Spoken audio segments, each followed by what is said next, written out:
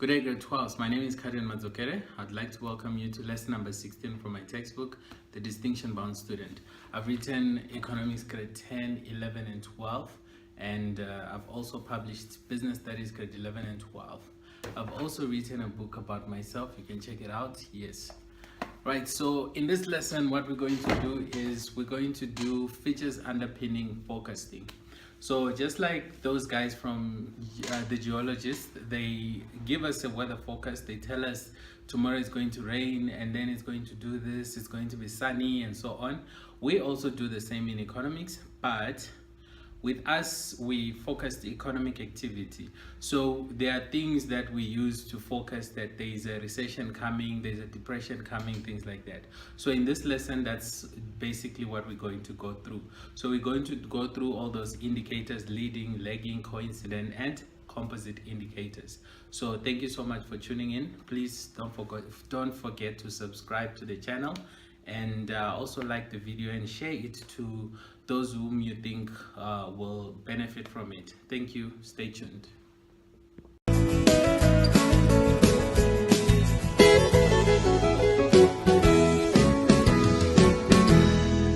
So as usual, we start with our homework. So question number 1 was, the new economic paradigm is embedded in dash policies, that's demand and supply side policy. Explain the new economic paradigm for 8 marks, and then briefly explain how South African government would apply fiscal and monetary policy to smooth out business cycles. So for those two, for 8 marks, I'm not going to go through it. I'm just going to give you the answers, then you can mark yourself. I hope you did the homework. Okay, so there we have it. Explain the new economic paradigm. It's basically what we did in the previous lesson. Okay.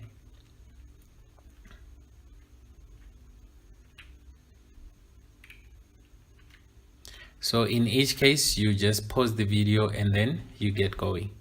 All right, so let's move on now to features underpinning forecasting. As you have seen there, we are introducing unit 4, which happens to be the last unit of business cycles. All right, so features underpinning forecasting, it's a possible essay type question for 2017 to 19. However, it was extended to 2020, and this is 2021, and we don't know if we are going to get new exam guidelines. If we will, then okay, fine. This will still be in the CAP syllabus, but it won't be an essay type question. If they extend it to 2021, then it is an essay type question. So as of today, we don't know what is going to happen. But let's get down to it. Features underpinning forecasting. So economic indicators used for forecasting. Let's look at them. I mentioned them in the introduction, but now let's go into depth with each and every one of them. So an economic indicator is a statistic, and statistics are numbers. Okay, so it is a statistic about economic activity. So we all know that we measure economic activity using the main thing that we use to measure economic indicator or economic activity is real GDP. Okay, which is the total market value of all final goods and services produced within the borders of a country over a specific period of time, usually over a year. So economic activity, okay, usually of macroeconomic scale. We also talked about this word. Macroeconomics means, I said macro means big. So when we study macroeconomics, we are studying the economy as a whole. We are not looking at individual businesses, individual households like that. We are covering the whole economy as a whole. So these indicators are covering the whole economy as a whole. Okay, so let's have a look at what indicators we are talking about. They are used to interpret the overall health. So that means, is our economy healthy or not? Of the economy, either current or future, and even previous, even the past. Okay, current or future. They show the way or direction in which the economy is moving. Right, so these indicators are classified into 4 categories. We used to classify them into 3 according to our CAP syllabus, but we added 1. Okay, so according to their usual timing in relation to the business cycles. So remember, we are still on business cycles, which is successive periods of fluctuations in economic activity. So what is it that we use to predict? By the way, I didn't talk much about this word here, forecasting. To forecast is to sort of predict. Think about weather forecast. They tell us what's going to happen tomorrow, next week, next whatever, and so in economics, we also do this forecasting. I also mentioned it in the introduction. All right. So what are they? We have number 1, leading indicators. So we are going to go in depth with this one just now.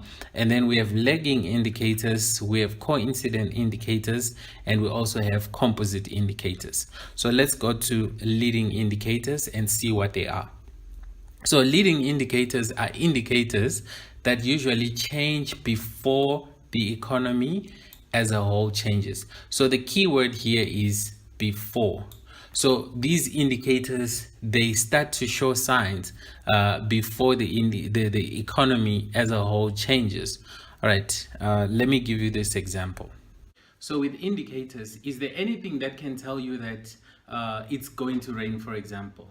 All right, I always use this example. So let's assume that you look outside. Is there anything that can tell you that it's about to rain? Of course, the clouds. If you look at the clouds, if you just look at how it looks outside, you can confirm that it's probably going to rain. You might be wrong, but the fact remains, it can tell you that there is a good chance of raining. Then maybe you need to carry your umbrella, or you need to use let's say Uber instead of public transport, because maybe it's going to drop you exactly where you want to go. But that thing that tells you before it rains that it's going to rain, whatever it is, it's leading. So the same happens to an economy. There are certain things that will tell us that a recession is coming. There are things, I'll give you the examples of all the things just now. So it will tell us that a recession is coming, a depression is coming, and things like that. Right, so as you have seen from the example, right, they show us or lead where the economy is going, just like we saw in the example. They arrive at the turning point, peak and trough before the economy does. So just like the word suggests, they are leading. So before we reach a peak, they are there already. So in other words, they show us that a peak is coming. You'll see examples of those just now. They are therefore useful as short-term predictors. So to predict the short term, we make use of these leading indicators. Okay. Stock market returns are a leading indicator. Okay, this is one of the examples, but I'll give you a whole list of these indicators. So the stock market usually begins to decline. Most likely, actually, the bond market could be doing it before the stock market actually does it. So the stock market usually begins to decline before the economy as a whole declines, and usually begins to improve before the general economy begins to recover from a slump, like where we are currently. Today, the stock market was actually, from yesterday, the stock market was doing quite well. You might be wondering, what's the date today? Today is the 8th of February. So if you check the data in future, you might want to see what I'm talking about. So yes, you will see that the stock market was going up today. Okay, other leading indicators include the index of consumer expectations, building permits, and the money supply. They give consumers or businesses and the state a glimpse of the direction in which the economy might be heading. So for that reason, we say they are leading. Okay, but they are not always accurate. Take note of that. Okay, other examples, we have job advertising space. Just think about it for a minute. How many companies are advertising right now, or at that particular point in time? if there are many, it might be leading. It might be an indicator that, oh, the economy is about to go, up. As more people start to employ, that could be an indicator. Or if we look at job advertising space and we see that, oh, companies are not advertising these days, that could be an indicator that, a recession is probably coming. So these show us way before the economy does whatever it is that it has to do. Inventory and sales, we look at stock in businesses, that could tell us, and sales that every company is making. So if a business sees that they are not selling, they begin to retrench, and that retrenchment will come later on, but something will have told the business to retrench. And so as many people begin to lose their jobs, we then go through a recession. But all that could have been shown, or all these indicators might have shown way before it actually happens. Or what if there is more inventory? Or what if sales go up? That could be an indicator as well. Businesses will begin to employ, and it might be an indicator that we are about to turn around. Let's say we have reached a trough. Let's say we've been going, let's say look at what's happening right now. Right now, what's really happening is we're going through lockdown and things are bad. And this has been happening since last year. And so if we think about it for a minute, if sales begin to increase in shops, what is going to happen? Those shops will begin to hire, to recruit. And then as that happens, you see that it might be an indicator that we are going to recover. Okay. Average weekly hours worked in manufacturing. Okay, I'm not going to go in depth with each, so just make sure you find a few that you are going to master, because in an exam we can never ask you to list any 7 examples of leading indicators. We can never do that. The maximum we can ask you is 2 maybe. Like, look at question 2.1.1, name any 2 or give any 2 examples of leading indicators for 2 marks. Then you say job advertising space, inventory and sales. Okay, we pronounce it differently. Okay, then the next one, manufacturers, new orders for consumer goods and materials. If you want to analyze each and every one of them, yes, you can do it. You can try to make sense out of this. You can try to think, how could this possibly lead? How could it, because we are calling it leading indicators. So if you want to understand it more, you can also research, but use your mind to try and reason, why would we say these are leading indicators? Okay, vendor performance, manufacturers, new orders for non-defense capital goods, all this. Okay, I'm not going to go through each and every one of these, but look at these for a while. Money supply, interest rate spread, and so on. Index of consumer expectations, net new companies registered. Think about that one. Number of new vehicles sold. All these will tell us something. Okay. All right. Like I said, I'm not going to go in depth with each and every one of these, but I hope it's going to help. Then we move on to lagging indicators. So what are they? As the word suggests, lagging. Come on, what could this mean? Lagging indicators are indicators that usually change after. So our keyword here is after the economy as a whole changes. Let me give you an example. So for our third indicator, which is lagging indicators, you can see from the word lagging, it's coming behind. All right, so with my example, I would say, let's say you were sleeping last night, something said it's going to rain, you didn't see it because you were sleeping, and then it started raining, you couldn't tell because you were sleeping, you slept like a baby.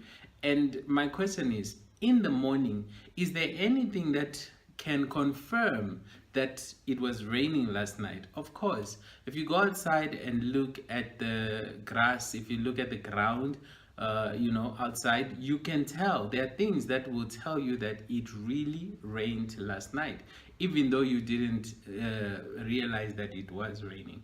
So my point here is leading indicators. It's like before it rains, something that tells you that it's going to rain is what I'm comparing to leading indicators, because they tell us before a recession. Coincident indicators, it's when it's raining. I'm saying like that because let's say during a recession, the things that happen during a recession, they confirm that we are in a recession. And lastly, coincident indicator, it will okay, maybe not lastly, because we're going to have composite, but I'm not going to give an example on composite.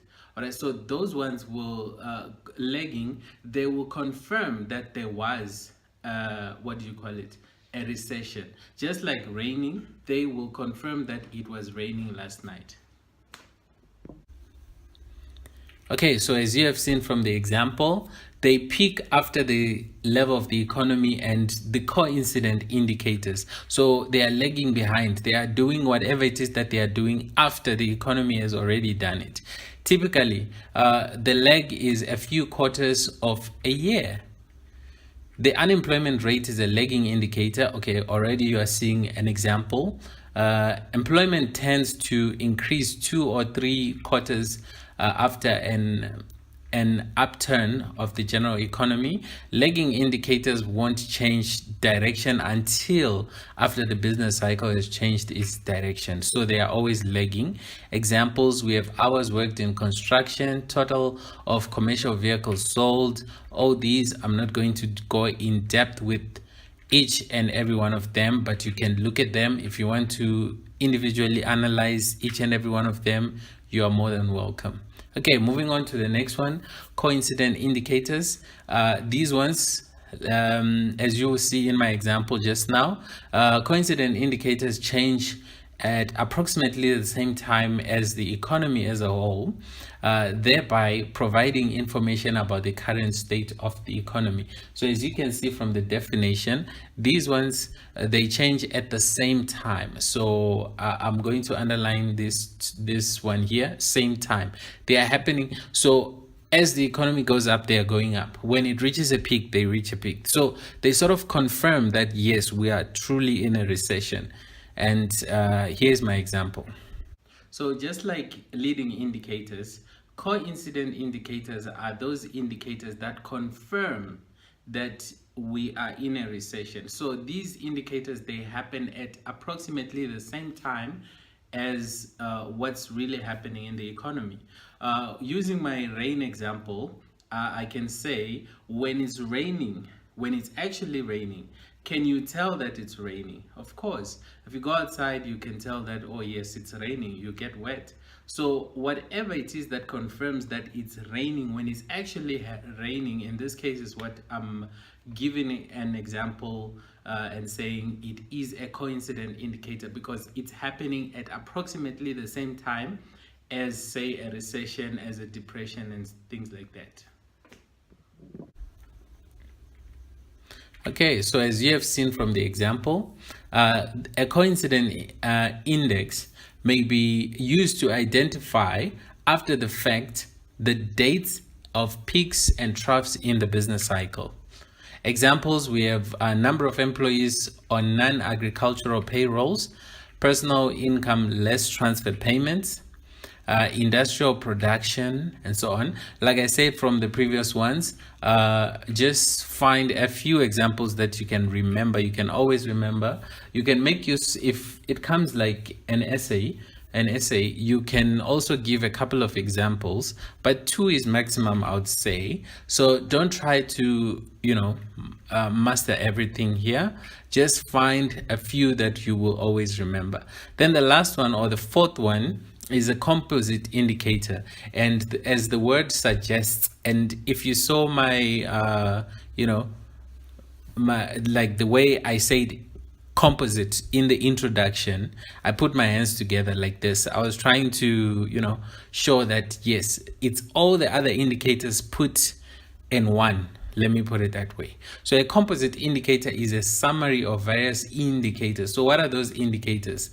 Leading, lagging, coincident of the same time into a single index. So it's sort of a bundle. So we put them together. That is what is meant by composite. Anyway, the word composite means that. All right, the three composite indicators, leading, lagging, and coincident, are often used to calculate a single composite indicator to benchmark a country's economic performance. A composite indicator measures dimensional concepts, e.g., competitiveness, e-trade, or environmental quality, which cannot be captured by a single indicator. Ideally, a composite indicator should be based on theoretical framework which allows the individual indicators to be selected, combined, and weighed in a manner which reflects the dimensions or structure of the economy being measured. All right, so as you can see here, let's say always this is our time and this is economic activity. So let's say GDP, okay? So this one here, let's say, okay, let me just find somewhere where I'm going to draw a line. Okay, so if I draw this line, let's say time is moving. Let's say this is March. So who got to March first? It was this dotted line here, you see? Okay. And so it's actually leading. So this thing is showing, or let me put this line here. Okay, so March, April. So let's say this is April. And in April, some things begin to happen that confirm that we have reached a trough. But in reality, this line here, it shows you that we are still going down. But these things are already confirming that, yes, finally we have reached a trough and we are about to turn around. Okay. And so this one here shows us sort of a depression. And if you look here on the same line, this one is still thinking or saying it is a recession. Because remember, we have a recession. Let's say this part here, recession. And then we have a depression, this part here, this part here. So if you see here, the leading indicator is already on the trough. It's already turning around, but the coincident is still on a depression.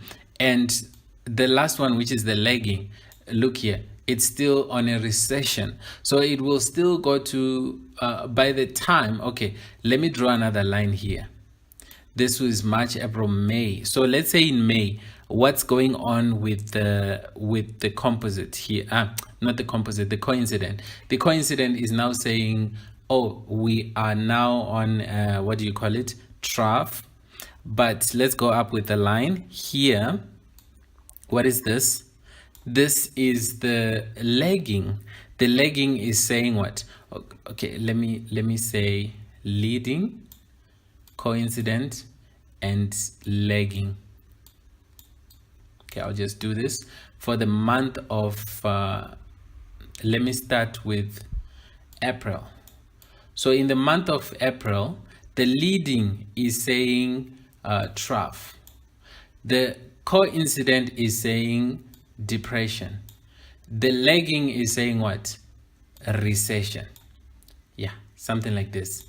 And let's look at the month of May. If let's say I go to the month of May, let me see. The first thing I see here is the what? The coincident. It's saying trough. So I'll come here and put a T. So this one is saying trough. And if I go up, I reach here. This is depression for lagging. Then I continue with my line. Here, it's saying recovery already. So if you see the leading, when it says recovery, this one is still saying what? We are reaching a trough, which is the actual time here. And this one is still going down. if I may put it that way. So I'm trying to sort of make a model to make you understand that leading indicators would turn before the economy turns, and then lagging indicators would turn way after the economy has already turned. So I was just trying to, I hope this whole thing here is not going to confuse you. There is no way you are going to draw something like this in an exam to try and explain. I'm just doing it for you to understand. If I draw some lines, remember we're saying this is a timeline. So if it's a timeline, we can put it in months, in days, in years. It's up to us. So this, I could say 2018 here, and I'll say 2019, something like that. So whatever it is I do, as long as I'm showing that it's a timeline, time is moving from January to February to March, it can help you understand what I'm trying to explain or what it is actually. Okay. Moving on to the last part, which is now the homework. So your homework says the GDP of a country is an example of a dash economic indicator in forecasting. The last question is distinguish leading business cycle indicator from lagging business cycle indicator. All right, thank you so much, boys and girls. Thank you so much, educators. Thank you so much, whoever else is watching, parents, for supporting. And please share the video, share other videos, subscribe to the channel.